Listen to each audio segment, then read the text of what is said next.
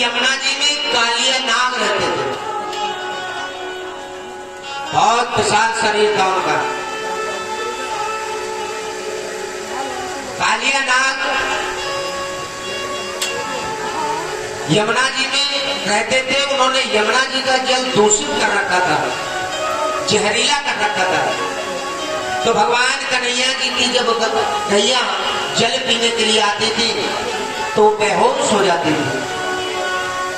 भगवान कन्हैया ने कहा चारा तो हम गोवर्धन जी पर चरा लेते हैं, लेकिन जल पीने के लिए यमुना जी के पास आती है हमारी गैया और बेहोश हो जाती है। भगवान कन्हैया ने कालिया नाग को बहुत समझाया, कहा तो तुम यहाँ से चले जाओ। लेकिन कालिया नाग तो ये सोच रहे थे कि हम तो राजा हो गए, यहाँ हमारा कब्जा हो गया। भगवान कन्हैया ने अपनी लीला रची और सखाओं से कहा गेंद बल्ले का खेल खेलेंगे। खेल खेल में भगवान गेंद यमुना जी में चली गई और सुदामा कहने लगे भैया काना एक हमने पहले ही कह दी तो सर जो उस पर गेंद जाएगी यमुना जी में वो ही लाएगा। अब गेंद तो सर गई तू लाएगा। कान्हा जी बोले चिंता ना कर, तेरी गेंद ला के मैं दूंगा। तो सब सखा जो थे वो नहीं सोच रहे थे कि कान्हा यमुना जी में चला जाएगा, लेकिन भगवान कन्हैया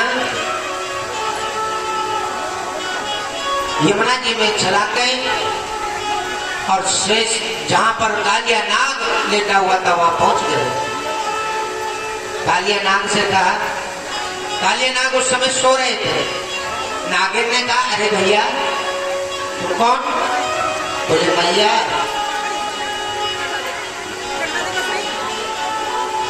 नागिन बोली बेटा तू यहाँ कैसे आया? बोली मैया हमारी गेंद आ गई यहाँ। मैया बोली लाला बेटा तू जल्दी चला जा यहाँ से, क्योंकि अगर कालिया नाग लग गए तो तुझे भस्म कर देंगे। अब भगवान ने कहा कि मैया जब तुमने मुझे बेटा कहा है तो ऐसा तो नहीं हो सकता कि बेटा मैया के पास से आया और एकदम चला जाए। कम से कम मैया के पास बैठूंगा, बातें करूंगा। नागिन बोली बेटा मैं ये नहीं चाहती कि नाग उठे और उठ गए तो इनका क्रोध तुझ पर नहीं सहन होगा, तू चला जा। भगवान बोले ऐसे नहीं जाते, अब तो और भी आनंद आ जाएगा। हम तो चाह रहे हैं कि कालिया नाग के दर्शन करके जाए। मैया बोली बेटा तू अपनी जिद पकड़ रहा है, देखो तो बार बार समझा रही हूँ। अब भगवान कन्हैया नागिन कह रहे हैं धीरे धीरे बात कर। भगवान और तेज की बात करें कि कालिया नाग जल्दी उठ जाए। और कालिया नाग उठे और जैसे ही उठ करके क्रोध में फुंकार लगाई तो आज मेरे भगवान कन्हैया का रंग सांवला पड़ गया। बोलिए सांवले सरकार की। भगवान का रंग सांवला पड़ गया। नाग से बोले भगवान एक काम करो, अगर खैर चाहते हो तो चले जाओ।